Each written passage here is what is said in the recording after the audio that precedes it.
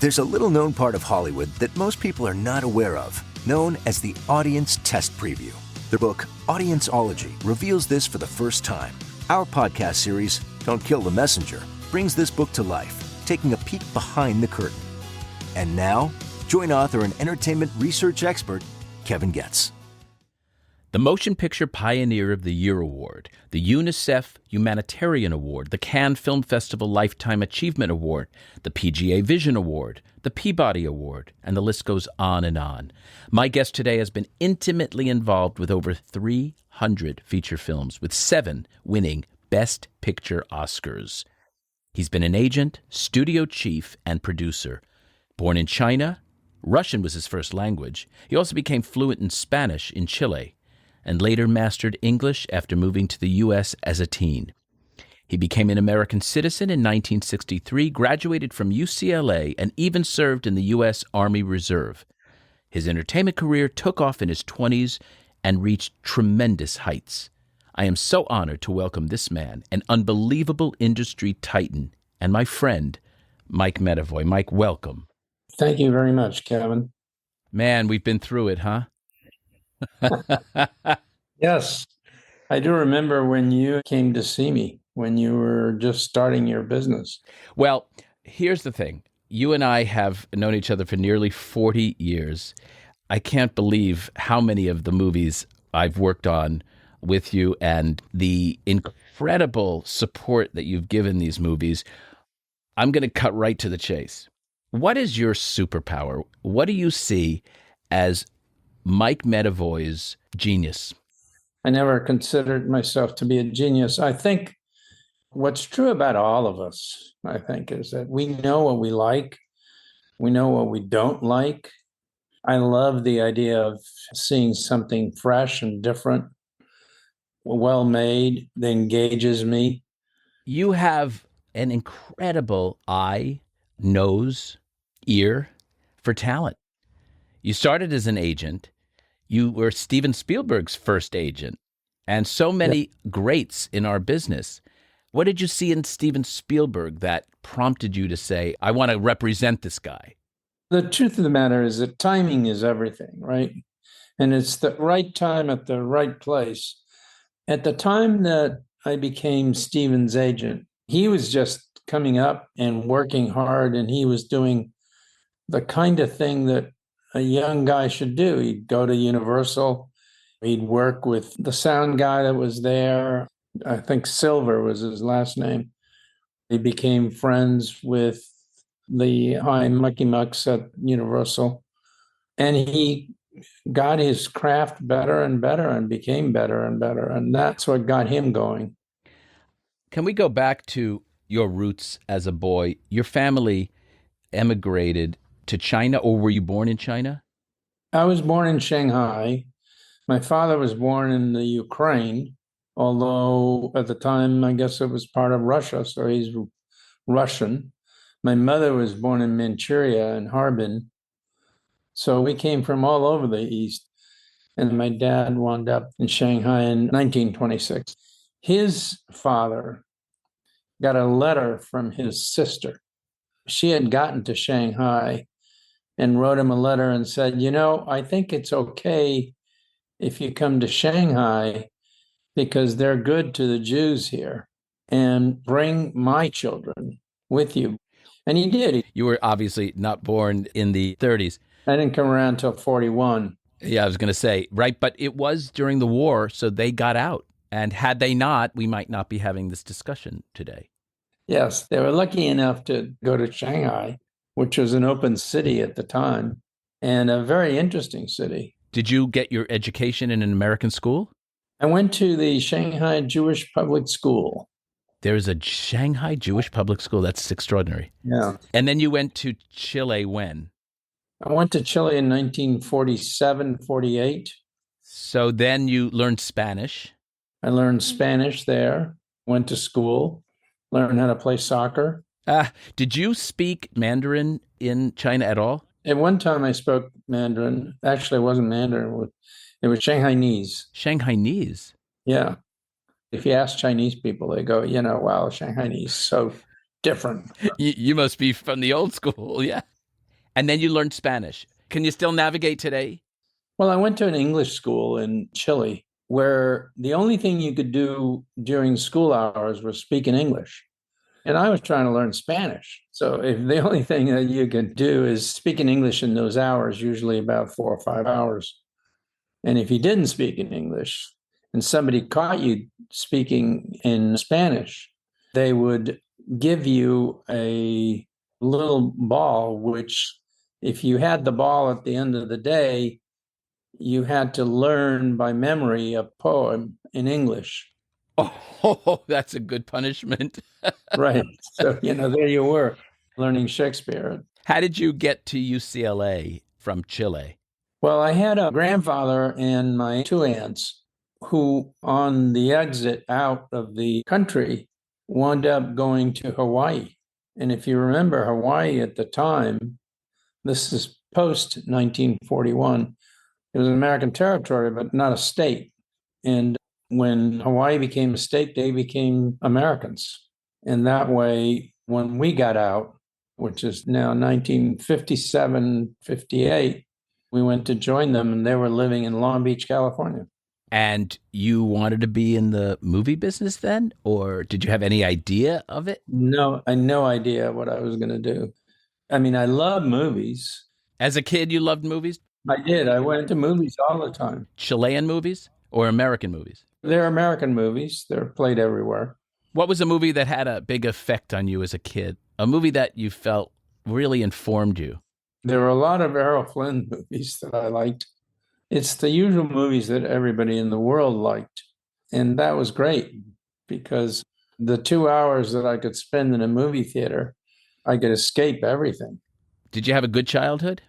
I did have a good childhood. I mean, I didn't know where I was going to go and what I was going to do.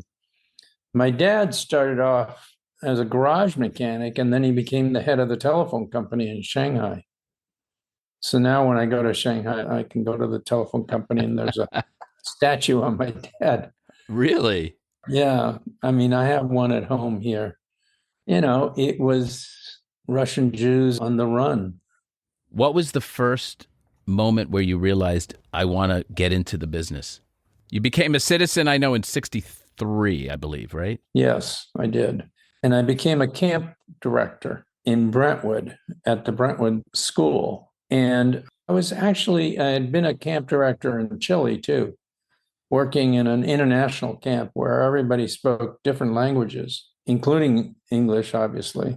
And it was kind of interesting because the camp in Chile was run by an American. And the American was an extraordinary human being. And he probably did change my life, as the people in the camp. But he himself also came to America later on and taught at UCLA when I was going there, taught in the English department. And I was approached at a camp here by a guy who said, "Hey, would you be interested in being in the movie business?" I said, "Why not? Of course." So I went over to Universal, met with Al Dorskin, who was running the plant. And he said, "Hey, are you interested in the film business?" I said, "Yes, I am." Who wouldn't, right? At that point. Yeah, a bit of a loaded question. And he said, "Well, what can you do?" I said, "Well, I speak several languages. I'm a graduate of UCLA. I graduated with honors. What'd you major in? History and political science." Mm-hmm.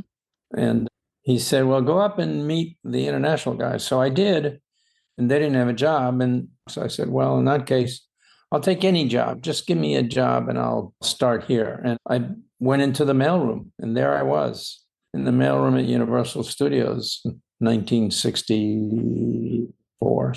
And everybody in the mailroom became friends. So there's Walter Hill and John Badham. Oh, Lord, I love it. There were a whole bunch of us, and we all had careers, became friends.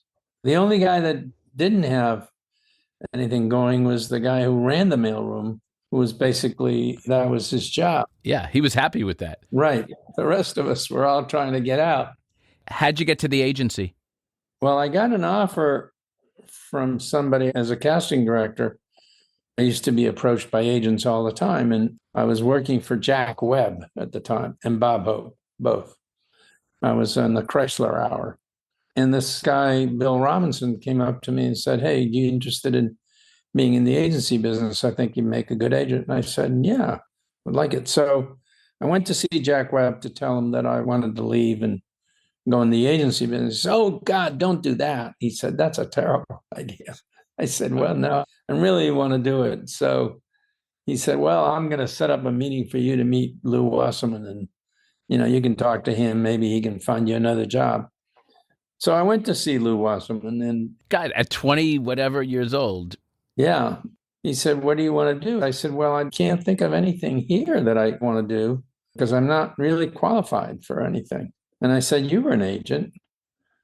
He said, "Well, is there any job that you want?" And I said, "Well, the only job I want is one you're not going to give me. So I'm just going to keep moving." He said, "What's that?" I said, "Yours." To which he laughed and sent me out.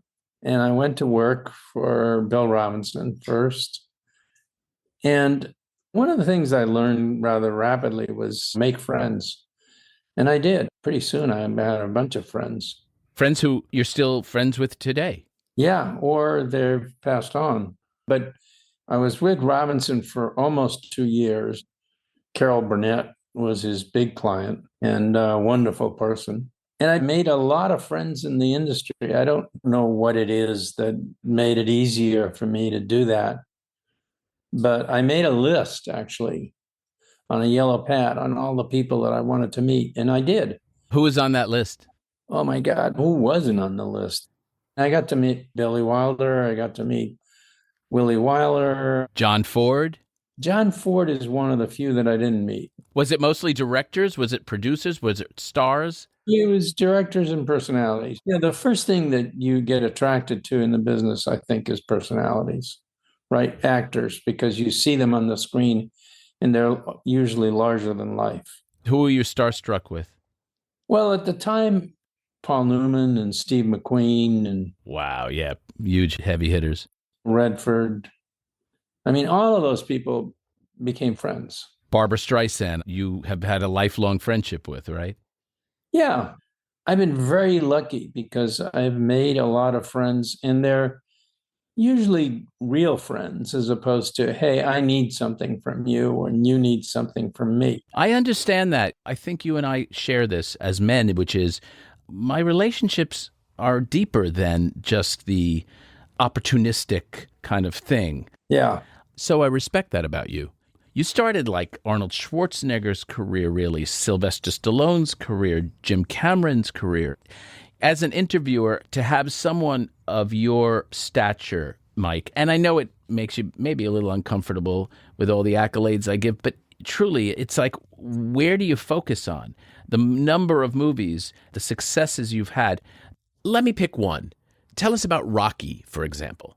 There's starting to be books on Rocky and Sylvester Stallone. Was that a real story, by the way, about Sylvester Stallone? Which one? Holding out and refusing to sell the movie unless he starred in it? Yes. So how did that go down? Can you tell us that? Well, I read the script on my way to New York, and Bob and Irwin had an exclusive deal at United Artists. Bob Chardoff and Irwin Winkler. Yeah. Yeah. At the time, they were shooting a movie for us, which we had high hopes for, and that Marty Scorsese directed, called New York, New York. We had high hopes for that movie. We thought that was going to be a great movie. And so it was fairly easy to cross the profits of that movie, which we thought we would do, against what we thought were going to be the losses on Rocky. And of course, it turned out to be the other way around. And that's essentially the way it went down. It's hard when you take things personal in this business because there's so many things that play a part in it. The news that I think, as I look back, actually, is the number of people that I started in the business. I gave them their first jobs. That's the part that I like. I mean, that makes me feel good. I mean, they come up to me and say, "Hey, you got me started." Or, I met you so-and-so. It's great if you can do that because they have the same enthusiasm you had or have for what you do. Now, the business is changing decidedly right now. the movies aren't what they used to be. Can you unpack that? How are they not what they used to be? I mean, you used to go to the movies. Millions of people went to the movies. Now people are watching most of the stuff on television. And that's a smaller screen, obviously. But everything's changing. Our lives are changing in front of us, especially now. Have movies gotten better in quality or worse, or have basically stayed the same? Better or worse is usually a matter of personal feelings, or personal. Well, I want to get your perspective. When there's so much that's being thrown out there, the truth of the matter is that the majority of it is going to be mediocre. Very true. How did you make your transition from agent to your first job at a studio? Your first job at a studio was? Very lucky. I was at United Artists. And you came in as a senior VP, I think, right? Yeah, senior VP in charge of production at UA here in California. Who hired you for that job? Eric Pleskow. Who you would then go on to form Orion with as one of the partners. That's right. So Eric hires you, and what was your first big movie? One Flew Over the Cuckoo's Nest. Oh, that little movie. It all kind of became really kind of interesting because it went from Cuckoo's Nest to Rocky and Annie Hall came in succession. Didn't you win 3 back-to-back Oscars? Yeah, those are the 3. I mean, who's done that? I know Saul Zaentz as a producer has won 3 Academy Awards as a producer. Yes. But you as a studio executive made 3 it had to make you the hottest talent in town, period, full stop. In the majority of the situations, you'd have to be around a long time before people will just give you the courtesy of saying, hey, you've done it, or you can get it done. And the truth of the matter is that I think I'm at that point now when people are much nicer to me than they used to be. Well, you've always been a very charming and decent human being, and it shows with your philanthropic work, etc. You also have this uncanny ability, Mike, to marry the commercial but yet take creative risks. You've always done that. And I've looked at it from afar and going, this is a man who could make a very commercial picture and then could also make Philadelphia.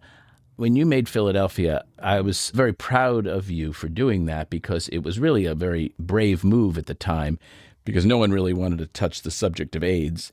And were able to cast 2 movie stars, Tom Hanks and Denzel Washington, in your lead roles. You know, it takes a lot of people to make those decisions.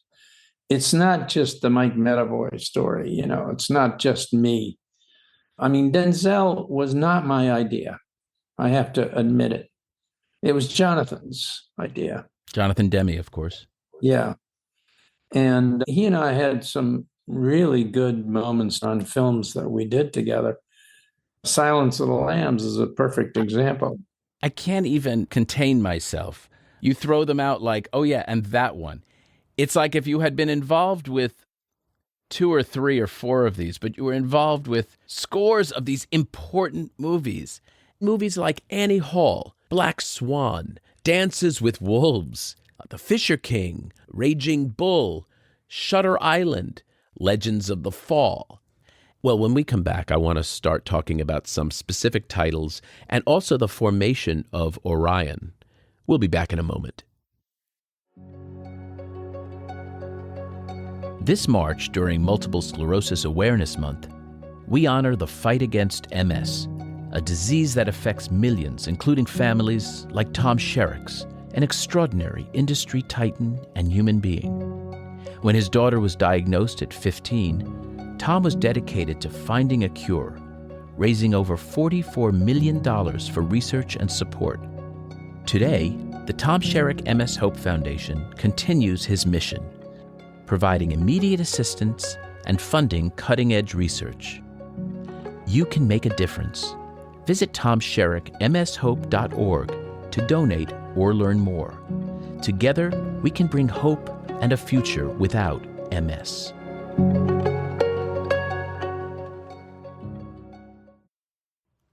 We're back with the incomparable Mike Medavoy.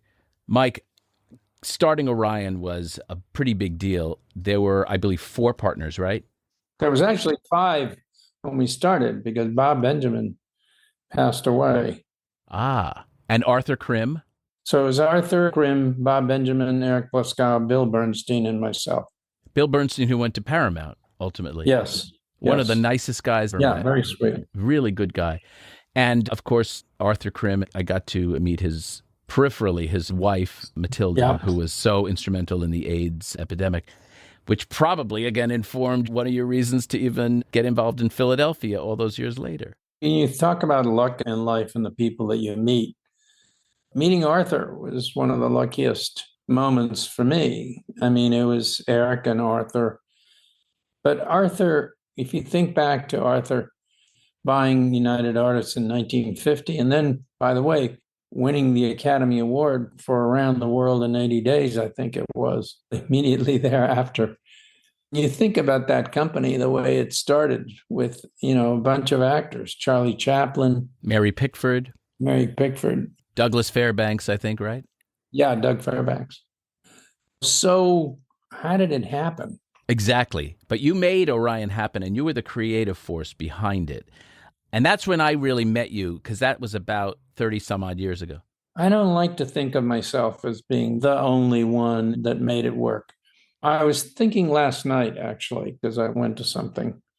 All the movies that I didn't do, either because Bob and Eric didn't want to do it, or the ones that I did that turned out to be really good.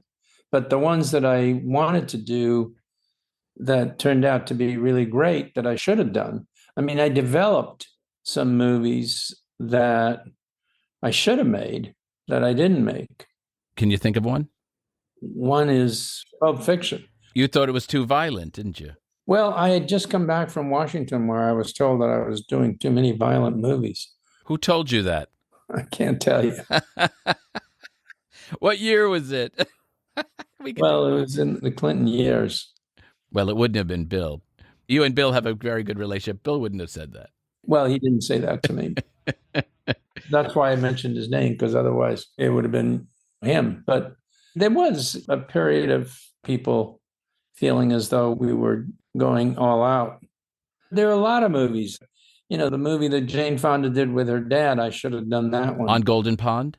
Yeah. Why didn't you? It's one of my favorite movies of all time. I know. I mean, Was Mark Rydell attached then? Yes. Why didn't you do that one?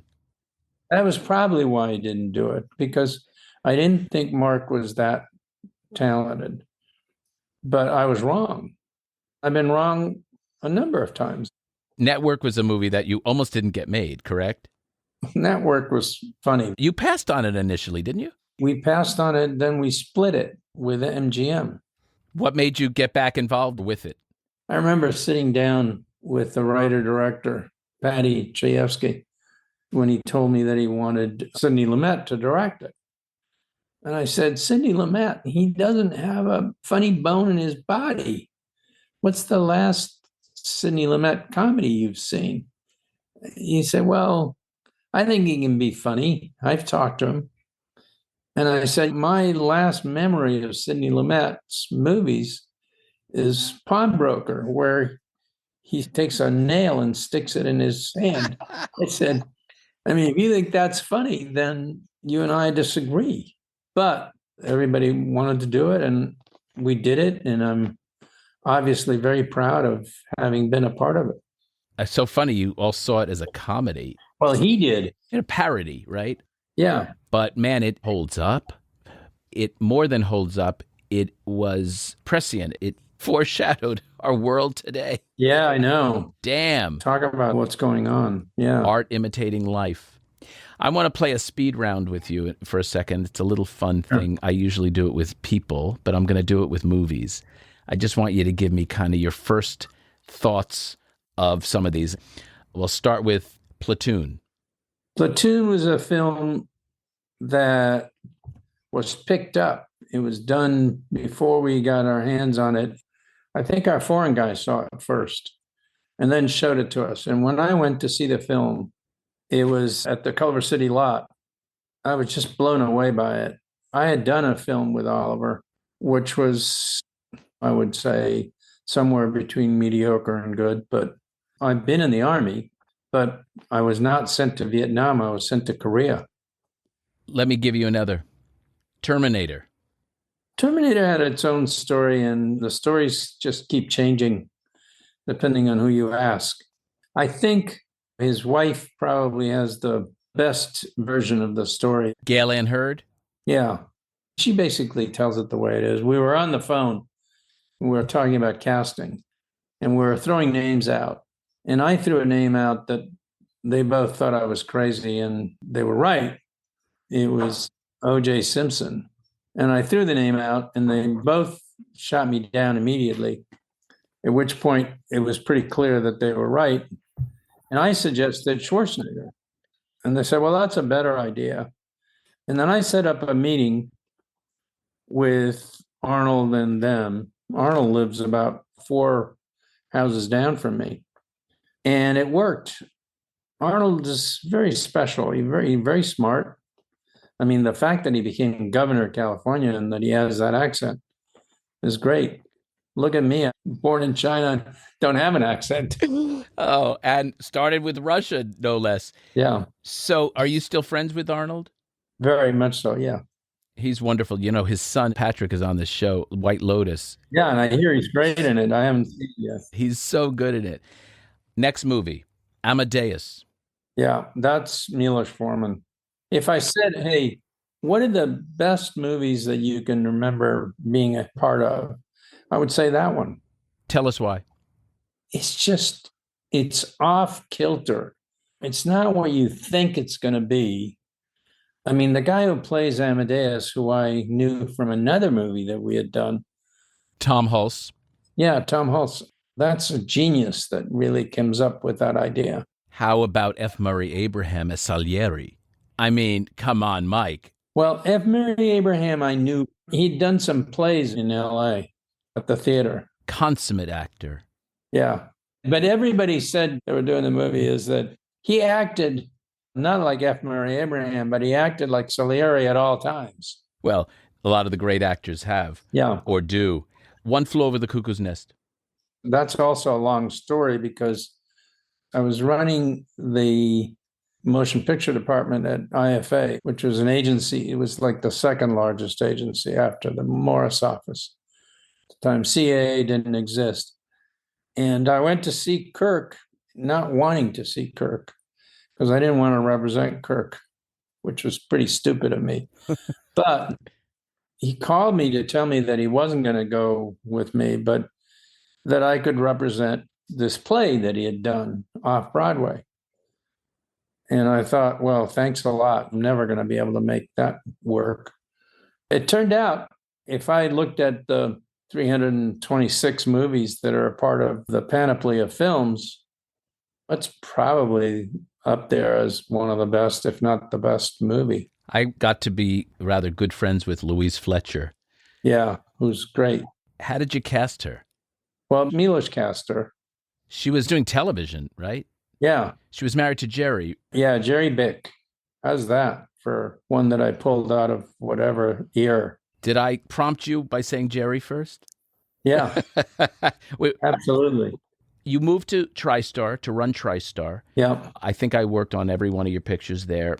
Sleepless in Seattle. yeah. I was being prepped as I was coming in. It's one of your biggest grossing movies, isn't it? Well, I don't know. As you get older and the time goes by, obviously movies will have a higher budget and a higher return. That's fair. It was a really good movie, and I don't think Tom Hanks was expected to do that. The director, Nora, everybody loved Nora, but she had done a movie at Fox that did not work. And I asked her to come in and rewrite it, and then I figured if I saw what she'd written, that would tell me whether she could direct it or not. And she did a great job on the script and therefore the movie. How about Apocalypse Now? By the way, Apocalypse Now is the first movie NRG tested. Oh, really? Well, that also has a long story, like a lot of these long stories. What's your strongest memory about Apocalypse Now? Well, there are a couple of really strong moments. One was I got there the day that Martin Sheen got a heart attack. Wow. John Milius was also a client of mine and one of my first clients. If you think about it, It was Milius and Spielberg. Coppola. Coppola actually wrote a script on Patton. Oh, That's when I first knew about him. He was great. I still write back and forth to him now, and he's working away. how was the movie that when he brought Apocalypse Now, did he bring it to you? Did you seek it out? No, I went to see him with Arthur and Eric in San Francisco, and everybody had read the script and we all liked it and we wanted to do it. Just as that was going on, we were having our problems with Jack Beckett in Transamerica. Nevertheless, he had already sold part of the foreign, so there was less to chase in terms of numbers. And of course, that movie went way over budget, but it can happen. It's a seminal picture. Yeah, amazing. When you look at the war movies that I was involved with, Platoon came via somebody else. We put it on the screen, did very well. Thin Red Line. Thin Red Line. Wow. Yeah. Apocalypse. I mean, I wanted to ask you about Marlon Brando, because Marlon Brando and you had a very, very close relationship. He was not particularly very public as a figure in this second part of his life, but he trusted you in a way that you became one of the executors of his estate. Tell me about him. I think I was very surprised when he asked me to become his executor. Really? Yeah. It was in the middle of a conversation that had something to do with something completely different, but I guess he trusted that I would take care of his kids. Now, he had 2 kids that died early, and it's kind of strange, right? Mike Medavoy is Marlon Brando's executor. Not when you think about all your relationships, it isn't. Yeah, maybe. But you've done very good by him in terms of the integrity that you've shown. I didn't get to go to his island when I went to Tahiti, but they're now developing it? Well, it's developed, and it's great. It's maybe one of the most beautiful spots in the world. I mean, an ex-president's been there, a number of other people. It has a great following. It's a great place to be if you really need to get away, and it's Fantasy Island. Among many things you've done in your life, you've also written a couple of books. Yeah. One subject particularly interests me, and that is the subject of American film as our principal cultural export. Mm-hmm. Can you tell us about that and why that resonates for you so much? Well, think about it. Here you are, born in China, raised in Chile. And I've noticed when I go around the world, if I, for example, go to a country, the importance of American films. Now, the question, of course, now becomes, is that going to continue? What do you think about that? You think it will? It's an interesting question because this last Chinese picture did $2 billion in China. Now, is it going to have an impact? I don't know. I'm getting to that age when I'm starting to notice, all the changes that are taking place as a result of my age. And the friends that I've got that are getting older. And the fact is that not long ago, I was told that I had myeloma and that I had to get that cured. And I've been working on that. How's that going? It seems to be going well. We're not here forever. I'm going to do the best I can. And then I'll be in 6 feet under. And hopefully I'll have made a difference. And that's it. I think we can remove the word hopefully, Mike. You've made a difference. What was in the top of the camp as I was going as a kid, the thing that Donald Decker, the head of the camp, used to say, think of the other person first. Don't just think of yourself. Ooh. And it made a difference.